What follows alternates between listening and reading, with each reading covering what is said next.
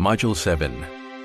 After seeing Module 7, viewers will be able to discern the elements of biblical poetry and its meaning in ancient times, social and religious issues depicted in Psalms, themes in Psalms and Proverbs, the historical setting and development of biblical poetry. Hebrew poetry greatly differs from Western poetry. Hebrew poetry was usually designed with couplets illustrating the model of parallelism and metaphor. Poetry generally emphasizes on a subject matter more than usual sentences.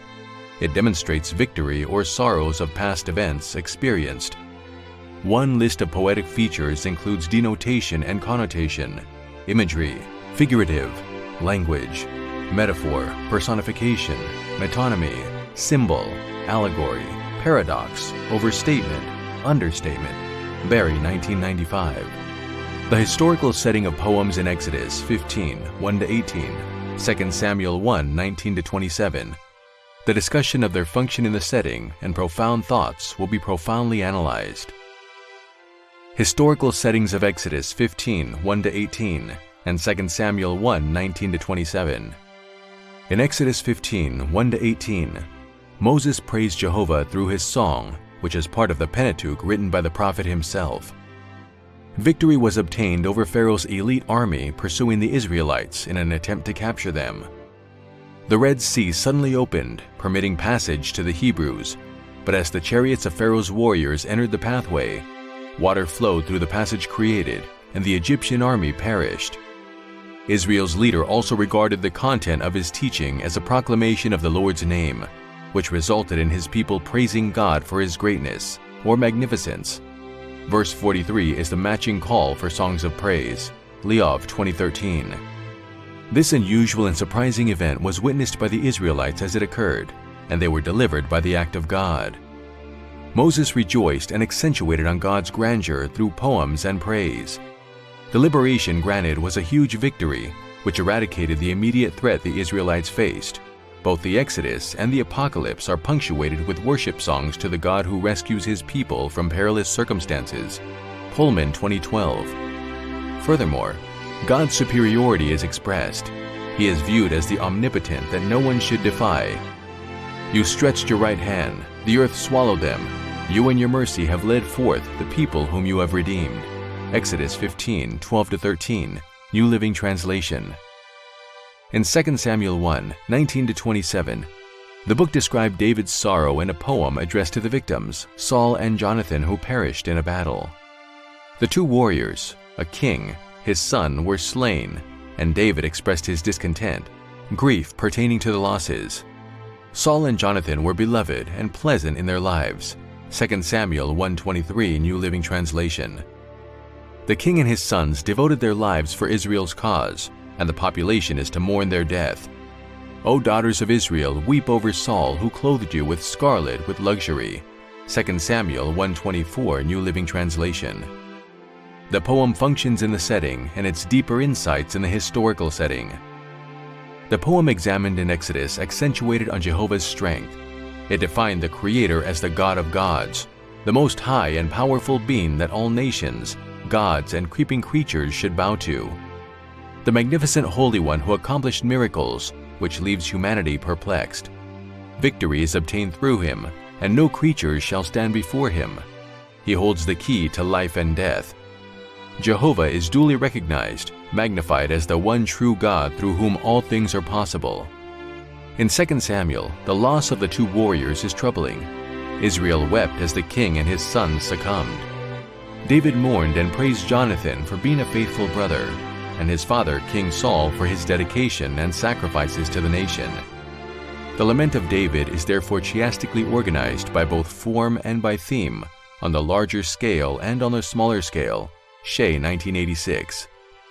David and Israel lamented, but accepted God's purpose. The former shepherd will later be proclaimed as King of Israel. He will structure his administration, train civil servants, secure trade agreements, and prone amicable international relations with neighboring kings, such as Hiram of Tyre, who will later facilitate the construction of the temple under King Solomon. Poetry paints the genuine feelings and emotions of the original writer. It also captivates the reader's heart with thoughtful insights, while defining the historical circumstances in which the book was written and to whom it was addressed to. Moses glorified God for various miracles, while David applauded Saul and Jonathan for their bravery. Although Saul demonstrated hatred toward David, the future leader would always submit to God's first anointed king. The humbleness and love of David was admired by God by cause of not rejoicing over King Saul's death, but weeping when the king and his son Jonathan were killed in the battle. How does the psalm address social and religious needs and issues? Psalms 51. Authorship of the book of Psalms is primarily attributed to King David, Korah, and Asaph. After being confronted by the prophet Nathan for his crime of murder and adultery with Bathsheba, David realized the severity of his sin. In Psalms 51, a remorseful David laments seeking God's compassion and mercy. Additionally, in ancient Israel, murderers and adulterers were to be stoned and sentenced to death. Uriah's death was orchestrated by the king with the intent of being with his wife. The most important theological themes of Psalm 51, the skillful manner Psalm 51 deals with guilt and confession, and the guidelines the king utilized will be reviewed utterly. Identifying and discussing the most important theological themes of Psalm 51. In Psalm 51, 1-6, David laments, asked for mercy as he acknowledged the severity of his transgression. The primary theological themes extracted from these verses could be defined as laments, grief for mercy, confession, and acknowledgement of sins. Psalm 51 begins the Lent Easter cycle, in which self-examination and confession, forgiveness and salvation are driven not by the need of the individual soul, but by the liturgical calendar. Brooks, 1995. The king appears to be disoriented, discontented by cause of his poor performance. Individual lament psalms were often utilized in ancient Israel for an individual who rebelled against God or searching answer. Grief was privately or publicly expressed in an attempt to induce God's actions. Corporate lament, on the other hand, was mostly popular among community worship. Personal laments often expressed penitence for the sin of the psalmist, as seen in Psalm 51, Barry, 1999. Verses 7-15 implies purification. The psalmist utilized metaphors, such being cleansed as white as snow in a form of supplication to the Lord. Wash me and I shall be whiter than snow. Psalm 51:7, New Living Translation. Redemption is requested along with purification of the heart. The king promises to bring other transgressors to the kingdom if his demand is granted. David asked for deliverance in exchange of praise and the publication of God's righteousness. Finally, the theological themes of verses 15-19 are about sacrifices and restoration of a broken spirit, along with the rebuilding of the Jerusalem walls. Sacrifices acceptable to God are more than solely burnt sacrifices, but rather the sacrifices of righteousness. Only after choosing the pathway of righteousness, animal sacrifices would please God.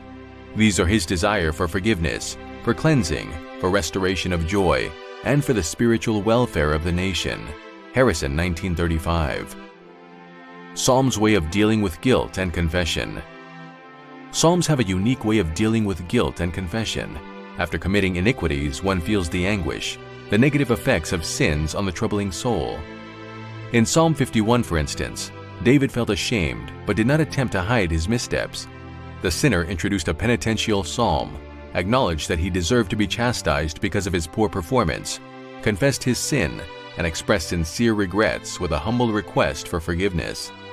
Individual laments, guilt, and confession were not solely a private communication with Yahweh, but were also a medium of teaching future generations how to approach God honestly when facing a similar life issue. We like to change the story, add facts here, subtract facts there, to get the record straight for us. Weber, 1986. Psalm 51 promoted honesty before Yahweh and the release of true emotions felt. The urgent need to ask for compassion and mercy became significant in the Lord's final decision. The psalmist pleaded God for mercy, but refrained from covering iniquities. In the final verses, the demonstration of confidence is displayed. The psalmist rests in God's forgiveness. Guidelines and procedures the psalmist used to deal with these issues. The psalmist used three distinct guidelines to cope with the unfortunate occurrences. Guilt, honesty, and confession of sins are clearly illustrated in the verses 1-6. Furthermore, the sinner expressed his feeling, humbly demanded mercy and cleansing in verses 7 through 14. Forgiveness, redemption will be granted, and the psalmist's confidence, faith, and grace will be obtained. Build the walls of Jerusalem, then you shall be pleased with the sacrifices of righteousness. Psalm 51:19, New Living Translation. The contents of Psalm 51 and other psalms, such as Psalm 6, did not only display the strong relationship that the psalmist established with God, but also demonstrated the manner he dealt with the issues of guilt and confession as a human being with a sinful nature. The willingness to come with an open heart before God and being honest is a significant prayer tool to obtain forgiveness. A father expects a son to be truthful, even when embarrassed by his detestable actions. Grace will follow when one confesses, repents sincerely, and he may have the assurance that his sins are forgiven by grace through salvation. Themes in Psalms and Proverbs. Psalms has been the headspring of religious worship and celebration in the life of ancient Israel since they were first written. Psalms were published for very specific occasions and historical event as the Hebrews' life unfolded. The book of Proverbs, on the other hand, was generally structured as two paralleled verses or parables. Proverbs is very personal, and each phrase is aimed at a specific idea or advice promoting moral values. Wisdom and the exemplary conduct of the wise, the righteous man is often contrasted with the dishonest individual. The poetical structure, the historical context, and theological theme of the chosen Psalms and Proverbs can also be unveiled in the book of Proverbs. Poetical structure. Psalm 1 begins with the popular Hebrew poetical device of synonymous parallelism. Then on verse 3, a metaphor is discerned. The blessed individual is being paralleled with a plant by the river which will bear fruits in due time. The author closes Psalms with an antithetic parallelism between the righteous and the ungodly individual. For the Lord knows the way of the righteous, but the way of the ungodly shall perish. Psalm 1:6, New Living Translation. In Psalm 26, one may also remark the use of synonymous parallelism.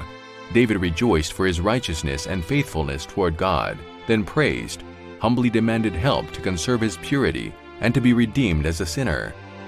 Proverbs 14:31 urged men to refrain from mistreating the poor with an antithetic form of parallelism as well. In contrast, the verses demonstrated that the righteous accords mercy to the poor. Furthermore, Proverbs 15:23 is labeled as adopting the synonymous parallelism genre by describing the manner an upright individual submits to God's sovereignty. The fear of the Lord is the beginning of wisdom. Getting to know the Holy One is the beginning of understanding ourselves. Branch 2005. Historical context of Psalm 1 and 26, Proverbs 15:23 and 14:31. From a historical perspective, the similarity between Psalm 1 and the book of Proverbs have prompted scholars to believe that the publication could have been written by Solomon, but the evidence of such claim has not been finalized. Psalm 1 is illustrated as a father spiritually cultivating his son, perhaps King Solomon exchanging ideas with Rehoboam, educating him on the manner to receive blessings, and how judgment will fall on those who choose evilness. Jewish family would often gather and educate their children. Each child would memorize the book of Psalms, which were sang repeatedly. An intimate father-son relationship was painted, and seeking counsel from wise elders is essential. One is to be associated with wise, righteous individuals and measure his tongue while embracing God's word and meditating day and night. These attributes are recommended for an abundant life, and individuals observing these 5 principles would prosper in all aspects of life. This suggests that Psalm 1 provides a rereading of Deuteronomy's blessings and curses. Whiting 2013. Psalm 26, on the other hand, may have been written on the day King David returned to Jerusalem with the Ark of the Covenant. His joy is inexplicable. He's dancing around the Ark to demonstrate his gratitude. God's grace has permitted the Ark to return to Jerusalem. The house of God was not fully functional without the Ark, and a huge celebration was underway, as Psalm 26 was to be sang and resonated loudly. My foot stands on level ground. In the great assembly I will bless the Lord. Psalms 26:12, New Living Translation. Proverbs is a practical book which teaches wisdom, the do's and don'ts of life. A large portion of the book may have been compiled from 715 BC to 686 BC, during the reign of Hezekiah. There are more Proverbs of Solomon compiled by the men of King Hezekiah of Judah, Proverbs 25:1, New Living Translation. Proverbs 14:31 and 15:23 may have also been written around the same period at a time where spiritual revival was fully endorsed by the king himself. Theological theme. The primary themes developed in Psalm 1 are blessings and obedience. Blessings result from submission to God's word, and whoever upheld his instructions would bear delicious fruits of prosperity. Self-satisfaction for being faithful is expressed in Psalm 26. Praise is accorded to God for his goodness, and a call for redemption is addressed. The theme perceived in Proverbs 14:31 included safeguarding and loving the poor. Disliking and exploiting them would be viewed as a reproach to the Creator. Finally, Proverbs 15:23 describes happiness. The joyful individual would generally release admirable words. One's positive attitude and justice are revealed by the sentences released. The best way to safeguard one's throat is to guard one's lips, that is to endorse and broadly to act with justice. Such conduct brings the only effective protection of God. To speak without guarding the lips is reckless, and such conduct invites retribution. Acting in such way does not safeguard the throat. Clifford, 2004. The Psalms played a significant role in the life of the Israelites. Psalms became their life story, and each specific psalm was carefully chosen accordingly to represent a particular event being celebrated, whether it implied the Passover, the Pentecost, or any other religious activities or festival. Proverbs, on the other hand, taught wisdom, mostly used for family worship or elders advising younger generations. Both sacred books utilize the common genre of Hebrew poetry, borrowed from the ancient Near East, known as parallelism. Proverbs and Psalms have always been admired, while continuing to inspire and spiritually cultivate devoted Christian leaders of the free world. Module 8. After seeing Module 8, viewers will fully understand the idea of finding meaning, the contrast and structure of Lamentations and the Songs of Solomon, Koheleth, the struggle to find meaning. Solomon, the son of David, was proclaimed as the new king to rule over Israel after his father's death. In ancient Israel, tradition required the king to sacrifice a bull when being seated into office. King Solomon startled everyone by immolating 1,000 bulls. The Lord was extremely pleased with Solomon's gesture, and the young king was asked to place his request before God. He humbly demanded wisdom, and God granted him with both wisdom and prosperity. King Solomon, toward the end of his life, struggled to find his true purpose. The 10 major discourses pronounced in Ecclesiastes will be summarized in Koheleth's advice relative to the struggle to find meaning will be profoundly analyzed. Summary of the 10 discourses of Ecclesiastes. Solomon became king after the death of his father David and obtained more wisdom than any other rulers in the ancient Near East. In his expose, Koheleth demonstrated that all life leads to vanity. Men find enjoyment solely with materialistic elements created by God. Wealth, riches are described as being empty and meaningless. From an earthly perspective, work is a product of God's will after the fall of man. Humanity is trapped within the cycle of life and feels a lack of fulfillment when performing poorly. The advantages of one's work leads to emptiness by cause of people being born and passing away, but the cycle of sunrise and sunset will continue their course. Furthermore, one would never affirm or understand the emptiness of life and his or her vain pursuit of happiness. Furthermore, the claim of one's labor being overlooked is advanced. The work an individual previously performed will eventually be neglected or completely ignored. Wisdom also view work as the punishment imposed by the Lord due to the fall. The author favored work over pleasure, but the lack of fulfillment still remained. Wisdom discerns life's painful experience, but both pleasure and work are empty. Such activity should be abandoned periodically to appreciate life and the previous time given. Koheleth's repeated advice amongst all these comments on death is to enjoy life to the fullest while one can. Ringe, 2011. Solomon pursued wealth, worked diligently and acquired riches, servants, and gold, more than any other preceding kings of Israel, just to be felt empty. His achievements did not fulfill his desires, and his soul remained unsatisfied. The word vanity was utilized 38 times in Ecclesiastes to picture the pain and frustration the king and the author endured after obtaining all that they ever desired in life. Satisfaction was not gained, and the puzzle remained unsolved in spite of Solomon's efforts to attain the highest level of fulfillment. Loefing views Koheleth's surrender of control over all the aspects of human life that he investigated to be a theological response, one of placing himself in God's hands. 15-17, Walsh 2012. Discussion of the author's advice concerning the struggle to find meaning. Koheleth's theme in the process of finding the highest purpose in life is resumed by simply fearing God and submit to his instructions, which are men's ultimate true purpose. For Koheleth, the fear of the Lord also implied submission to the inevitabilities which God mysteriously control. Barry, 1999. On the day of the Lord, each individual will be judged according to the manner they lived on earth. Koheleth, in his 7 treatises, demonstrated that all is vanity. Wisdom through knowledge and pleasures have been contemplated, but satisfaction was never obtained. The first treatise records Koheleth's search of wisdom, fear of the Lord and knowledge of the Lord, and pleasure for some higher sense in life. Lecture 7, Grand Canyon University, 2013. The second treatise implied that all things created, including nature, have been part of a set order and discipline. Sorrows, joy, happiness, and suffering are all part of the world's life. Labor and wealth often incite oppression and poverty, but one will continue to be frustrated because of not being fully gratified after obtaining wealth. There is an established balance between good and evil, and the righteous will prosper. Ultimately, men's fate rests in God's hands, and advice must be taken from wise individuals who fear the Lord. The dialogue is infused with nebulous references to death and fate. Christensen, 1997. After all observations, Koheleth concluded that men's highest purpose and meaning in life is to obey God. Discipleship implies duplicating Jesus' selflessness life. True meaning in life implies fearing the Lord, who will return to judge, and the ones who refuse to abide by his word will be cast out, while the faithful servant will enjoy eternal life and constant joy.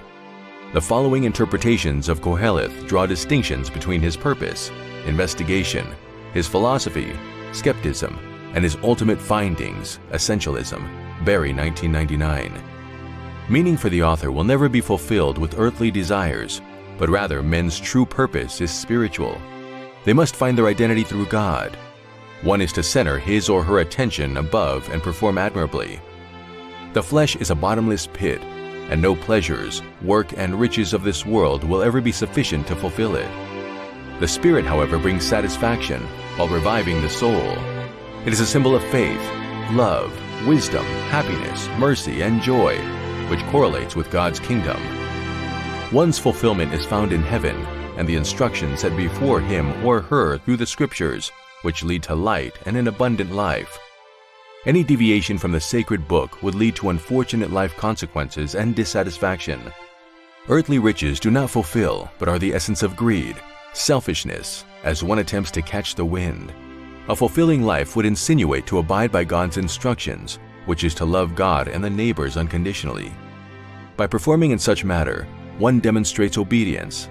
However, not submitting to these recommendations would simply be an indication of defiance and rebellion against the Father.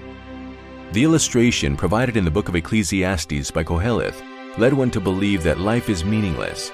However, one who consistently seeks to reinvent, meaning by either hard work, pleasure will continue to express dissatisfaction. Additionally, God paved the way for the Messiah, and his mission to deliver humanity from sins was utterly planned since the beginning of times. While a man's labor could be admired by the world, it will always be left for another individual to manage, because the cycle of life does not permit anyone to depart with their exploits. One rose in his nakedness and will return to dirt in a similar manner. Each man is to perform admirably while living to gain access to the kingdom of God, where peace and joy will reign forever. A study in contrast, Lamentations and Songs of Solomon. The Song of Songs appeared to have been associated with wisdom literature. The form of poetry utilized is the most polished of the Hebrew Bible. The alignment features show similarity with modern poetry more than the ancient trend of Hebrew poetry. On the other hand, the metrical composition of Lamentations exhibited contents also perceived in Psalms. Laments are presented in the book, and the accusations seem to have been directed at God, illustrating the author's discontentment relative to the unfortunate events of the destruction and exile. The discussion in genre, structure between Lamentations and the Song of Solomon, the manner they complement one another, and the reflection on the balance of the two books will be profoundly analyzed. Differences in genre, structure of the two books. The Song of Solomon centered on three basic elements of Hebrew poetry: strophic arrangement, parallelism, and meter. Parallelism in the book is mostly viewed as synonymous parallelism, where the second line would reinforce the idea of the first. The strophic organization could be defined as being knotty, and the units aren't aligned by size. The transitional method does not always exhibit lucidness between the units. The lack of plots exempts the Song of Songs from being classified as dramatic poem, and the main theme presented is love. Love remains in spite of interference, 2:7, separation, 5:6, and beating, 5:7. Not only does it endure, but its intensity never diminishes, Barry, 1999. On the other hand, Lamentations in the book of Jeremiah painted emotions and love for a country, its culture, and people. Parallelism is often utilized to demonstrate pain and suffering during the time of exile.